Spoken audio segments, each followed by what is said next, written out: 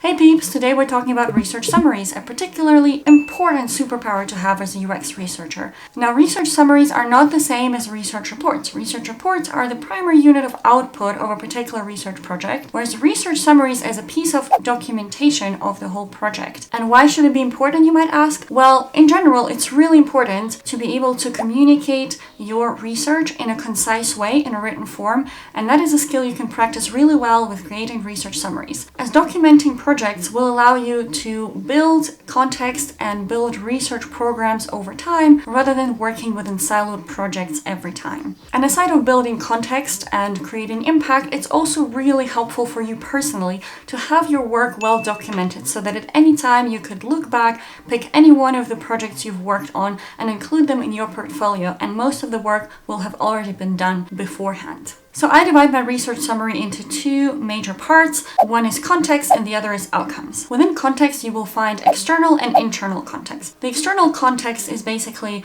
the background of the project. So first of all, what is the setting of the project? What feature are we looking at? And what is the is state right now as you're starting the project? It's also important to add a sentence or two about the motivation for this project. So as you have described the is state, what is missing about it? What is being questioned or what questions are being asked and you currently have no answer to and therefore needs to research it further?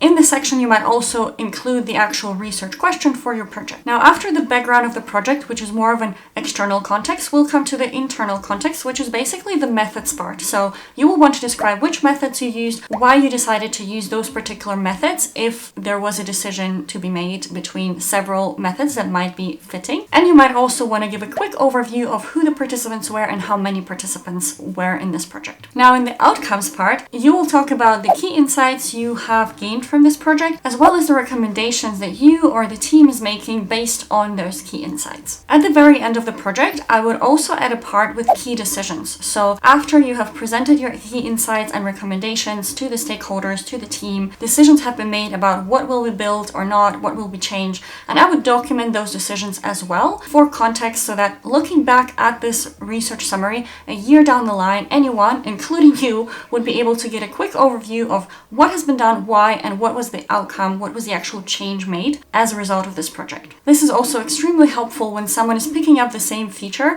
after some time has passed and they want to continue improving it. So it's important for them to understand what changes have been done before and why. In order for them not to have to go through this whole process all over again, it's really helpful to have this research context to anything that has been built. And finally, a research summary should always have a TLDR section. So TLDR stands for too long didn't read. So it's basically just a very quick summary. I would say a maximum of 6 bullet points. And I divide it up in a way that I use one bullet point for all of the context. So I try to really think what is the most important information from the background and the method section that I can put into one bullet point just to set the scene, and then use the remaining 4 to 5 bullet points to go more into key findings and recommendations. The purpose of this TLDR section is for everyone to be able to get a really quick overview if they stumble across your summary and understand whether they need to read the details or not. In our company, we also use Slack for communication. So what I'll usually do is I'll post the TLDR directly in Slack and from there link to the full summary if anyone was interested in more details.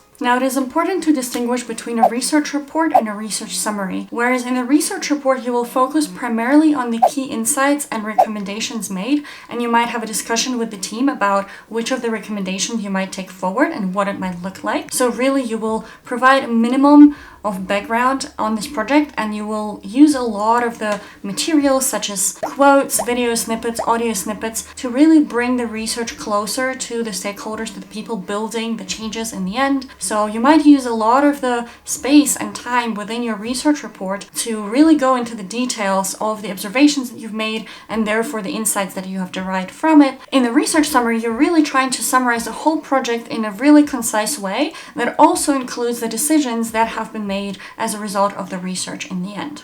Another purpose of the research summary is also to make sure that all of your research stuff is in one place. So I will usually link to my summary, a link to the original data, a link to the research report where I went more into detail into the different insights and recommendations, and I used quotes and video snippets and so forth. And so when people want to know more about this project, there should be one place that you can reference. You can send them this document, or you can link them to this particular page wherever you're documenting your research summaries. And by looking at this page, they can get a very quick overview of all of the project, all that has gone into it. Therefore, also the research summary, in my opinion, should always be in bullet point form and as concise and short as possible.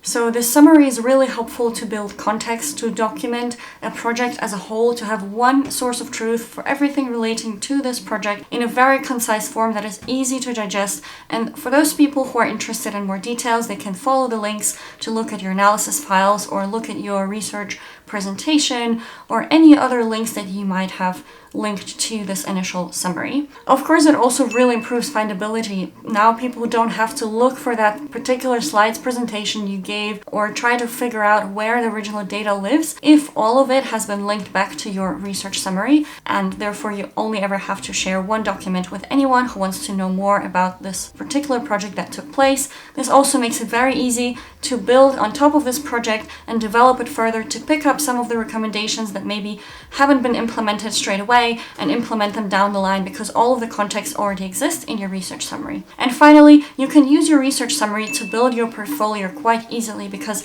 the main information that you will need to build your case studies for your portfolio will already be in your research summary.